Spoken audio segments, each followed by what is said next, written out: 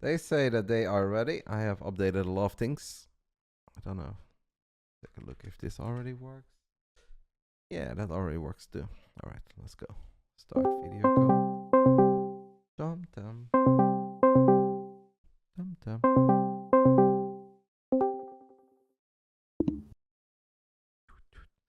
Hey. Hello, Yona. All right, I need to figure out how we're going to do this because I don't know if the overlay works, but we're just gonna try. Doesn't. Well, this sort of works. We can live with it.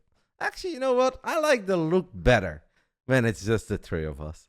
I feel like overall the handsome levels are higher than when Rainer is around and he drags he drags the numbers down. So we're just gonna do it like this. It will work. Alrighty, boys. GG's. Second win, second play day. We get another dub in the regular season. We're still undefeated in the regular season of WTL Codas. We're obviously very happy with that. But I can imagine that you guys have some mixed feelings about how everything went today. Let's start off with you, Yona, because you were our opening player. You went up against Firefly, and something occurred that doesn't occur very often. We saw you force to write GG before your opponent. What happened? Yeah. Well, I'm not sure. Just a sloppy play, I guess. He had a really good start, getting the 2 queens, getting a decent amount of damage with his units in general, and yeah, I mean, I knew he did that. He did that all in all already against Elaser, I think, in the Masters Coliseum when I was checking some of his games, and it was something that was in my mind. And I should have probably known it was coming because I had the OB in his main base and I scouted pretty much everything, but I didn't read it, and then I made a couple of swarm hosts, and I think that was the last nail in the coffin just because I couldn't afford those. Mm-hmm. When you say that you saw his games against Elaser in Masters Coliseum, was that specifically to get ready for this best of 2, or were those just games that you watched in general? No, I always check for at least like couple of my opponent series. Doesn't matter who they are. So I have a pretty good feeling how my opponent will always play. Mm-hmm. Okay, that's awesome. That's very professional. I mean, I guess that's the way that we know you, Yona. But it's nice to see that even a man with the highest win record in the league does his homework every week. We can talk a little bit about Game 2 as well, though, because I actually thought for a split second that Game 2 could have gotten somewhat dicey. Because I blinked twice and a whole bunch of adepts with Resonating Glaze were on top of your queens. Were you a little bit concerned, or did you have the idea that was happening and were you going to be fine all along?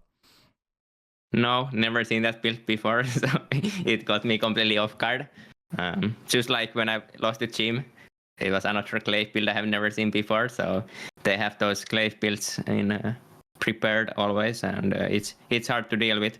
I think the main problem was just not spotting the first move out with the adepts, but obviously it was only like 7 adepts and the 3 were a bit disjointed, so only the Lynx managed to deal with them, but I think if he managed to get all 10 together, then it would have been a bit harder. Yeah, that's exactly what I said as well. I was very happy to see you find those 3 adepts by themselves, because otherwise it would have been gnarly. But obviously you handled that very well, and I think once you got the Nexus on the other side of the map at that point, I think we all knew where it was going. So lovely to hear your thoughts about this game. I obviously have a few more questions for you, but first let's head on over to Trigger. Trigger, you had to go up against DNS, one of the many good Protoss players that the European scene has to offer.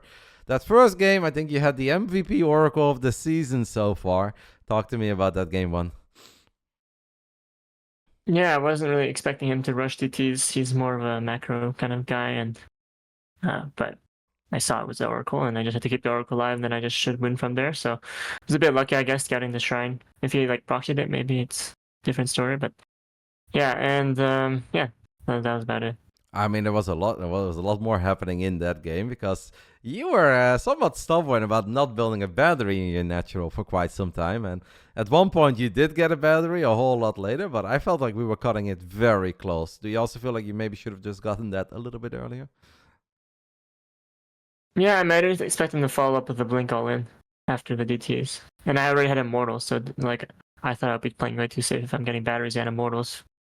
But I couldn't get my Oracle across that much because of the DTs, so I thought I was safe against anything there, but it got a little bit close. I think if I pull my probes a little bit quicker as well, in general, I won't lose like the first more or whatever, and then I just win. So. Well, I thought it was a very exciting game. It was a knife's edge, even towards the end. Of course, you had a big army and you had the upgrades, but could have still gone wrong, right? We've all seen people lose a war prism or take a bad fight near a battery. Obviously, you got a very important game 1 victory there. Second game was an Oceanborn, turned into a long macro game where it felt that you guys were pretty even for a while. Like maybe your start didn't feel that good, but numbers-wise, you were never doing that bad. And obviously, you were able to do your thing. Where do you think it went wrong for you? Because you guys were kind of working with the same tools for a very long time. Well, I think the start was really bad. I lost like 4 units for free, basically. And so basically, I just had to camp from there. And I had like no map vision the whole game either, so I just was kind of hoping he would attack into me and mess up. That's really all you can do if you lose 4 units at the start. Then you have like no map vision, like I said. So yeah, I thought it was just bad the whole time. I was kind of stuck in my corner of the map, and then he started, doing DT trash everywhere, and couldn't really get ahead of it or do any counterattacks. So I think next time maybe I should try going DTs a bit quicker. I think DTs are always good on like once you get to 4 bases. So. Do you also think that maybe he just got the best of you in the Disruptor War, or is that mostly because he was richer and he was able to create a lot of chaos with the Zealots and the DTs, and because of that it's hard for you to land good shots? Yeah, I mean, you can't land good shots defensively as long as they're playing properly, but on the offensive, they can come from anywhere, so I think Disruptors in that situation is much harder to as a defender. So yeah, that's probably why. And yeah, all the chaos he created was really annoying. That allowed for the Disruptors to do more. All right, overall, I think it was a very good best of 2, though. Unfortunately, guys, Reina cannot join us, but I can still ask you guys a little bit about the games, because I know you were watching. Yona, you made a comment about the Hydra Den in Game 1. What was that all about? Yeah, the Hydras always betray you. It's just a sad reality. I see the opposite, Yona. I feel whenever I see the Hydra, when the Zergs are with their back up against the wall, they drop the Hydra Den and they get the job done. That's how I see it. From behind, I can't imagine that happening, but they do sometimes work. Like my game against Firefly, the second one, that's where the Hydras shine, when you are already 100 supply ahead. So how do we explain the outcome of Game 1 then? I don't know. It's just the Hydra splits were too good, I guess. Rainer is Hydra splits. What did you make of that Game 1, Trigger? I was actually queuing ladder game at the same time, so I was like watching on my second monitor. So it's hard to tell, but it looked like Rainer was like didn't see the adept coming, and then he kind of died, and then he made Hydras and then killed 3 Colossus somehow. So that's all I really saw. Yeah, 4 Colossus. It was quite something. All right, obviously, guys, we're now over a week in when it comes to the Neil map pool and the Neil patch. I don't want to keep you guys around forever because you guys are obviously allowed to enjoy your weekend too, and I've got the big brain bouts to get ready for, but I do want to ask your thoughts quickly. Yona, a little over 7 days in, you've played a whole bunch of games, a couple tournaments here and there. What are your first thoughts and impressions on the Neil maps and the Neil patch? Well, don't like the maps too much, but that's always my first impression, so shouldn't say much. And the patch also don't like very much, but I don't think there's much to like as a Zerg player.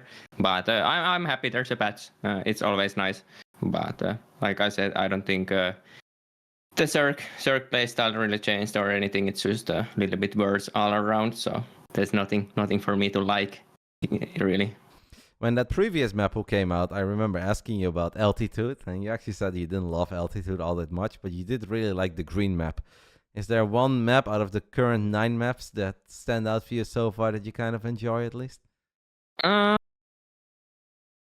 not really. Yeah,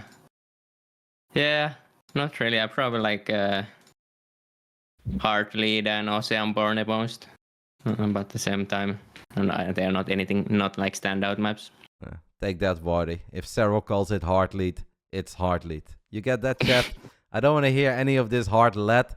If the man calls it Heartlead, it's Heartlead. Yona makes the rules. Trigger, what are your first thoughts and impressions? I know obviously you stream a lot, so I'm sure you've talked about it plenty, but just for the people who watch these interviews on YouTube.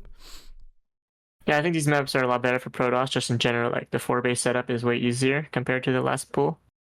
So yeah, I like the maps as a Protoss player.